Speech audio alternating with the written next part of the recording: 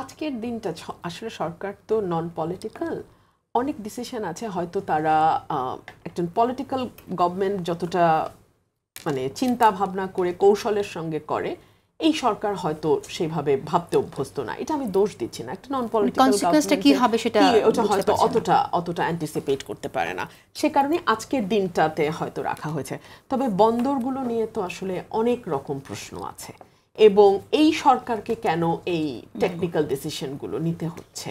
সাধারণত এই রকম সিদ্ধান্ত তো আমরা একটা পলিটিক্যাল সরকার যে জনগণের ভোটে নির্বাচিত তাদের কাছ থেকে আশা করি। এখন অনেকে বলছেন যে এটা কি দেশের জন্য ভালো হবে না মন্দ হবে, ইট অল ডিপেন্ডস আমার সেই 4 কর্নার্স অফ দ্য পেপারে কি লেখা আছে, সেখানে দেশের পক্ষে কতটুকু আছে সেটা আমরা তো জানি না আসলে। এবং যদিও এটা নিয়ম ছিল যে পার্লামেন্টে এটা প্লেস করতে হয়, জাতীয় নিরাপত্তা ইস্যু যদি জড়িত না থাকে যে কোনো বিদেশি চুক্তি ট্রিটি এগুলো প্লেস করতে হয় পার্লামেন্টে। গত 15 বছর আমরা সেই কালচার দেখি নাই, আমরা কোনো ট্রিটি এগ্রিমেন্ট বা এমওইউ কোনো কিছু পার্লামেন্টে কখনো আসে নাই। আর এই সরকারটি যেহেতু মানে পার্লামেন্ট থাকার প্রশ্ন নাই, সো এই ধরনের সিদ্ধান্তগুলো হয় কি এগুলো সুদূর প্রসারী একটা প্রভাব আছে। এবং এই যে এগ্রিমেন্টটা হলো এটা কিন্তু পরবর্তী যেই আসুক সরকারে তাকে কিন্তু এটা কন্টিনিউ করে যেতে হবে। সো আমার মনে হয় যে এই সিদ্ধান্তগুলো জনগণের ভোটে নির্বাচিত বা ইলেক্টেড গভর্নমেন্টের হাতে ছেড়ে দেওয়াটাই সেফ ছিল, ভালো ছিল।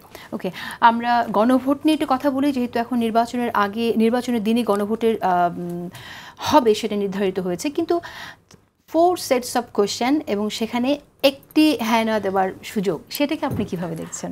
না, এটা তো আসলে হতে পারে না। ধরুন 4টার মধ্যে আপনি 2টাতে একমত 2টাতে ভিন্ন মত, তখন আপনি কি করবেন?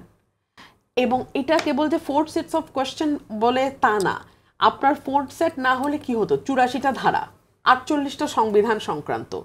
এখন এর মধ্যে কতগুলাতে হয়তো কেউ একমত, কতগুলাতে ভিন্ন মত, সে কিভাবে সেটা এক্সপ্রেস করবে? সো এটা আসলে গণভোটে যাওয়ার সিদ্ধান্তটা আমি শুরু থেকেই বলেছি এটা খুব লজিক্যাল সিদ্ধান্ত না। এবং বাংলাদেশে কতজন মানুষ সংবিধানটা পড়েন বোঝেন? বাংলাদেশ কেন, পৃথিবীর কোথাও আমি মানে সাধারণ মানুষের সাথে আমি কথা বলে দেখেছি তারা কেউ নিজের দেশের সংবিধান পড়ে বসে থাকে না। হ্যাঁ, ওই যেটা আমি জিজ্ঞেস করছি তাহলে তোমরা এই ধরনের গণভোটে কি করো? আমার কথা বলার সুযোগ হয়েছে, 2 দিন আগেই কথা বলার সুযোগ হয়েছে একটা ইউরোপের দেশে। তো তারা আমাকে বলেছে আমাদের দল যেভাবে বলে আমরা মোটামুটি সেভাবেই রেফারেন্ডামে হ্যাঁ না দেই। সো এইখানে তো আসলে হ্যাঁ না দেওয়ার সুযোগটাও খুবই কমপ্লিকেটেড হয়ে যাচ্ছে, তাই না? কিন্তু আমরা দেখছি যে কোনো নেতা তারা উৎসাহিত করছেন না ভোটকে বিএনপির, এটাকে আপনি কিভাবে দেখছেন?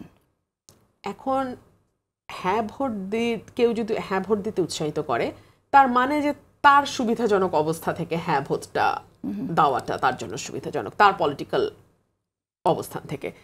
আরেকটা দল যদি মনে করে যে আমার পলিটিক্যাল অবস্থান থেকে না ভোট দেওয়া সুবিধাজনক, তো এটা কি সে করতে পারে না? করতে পারে তো।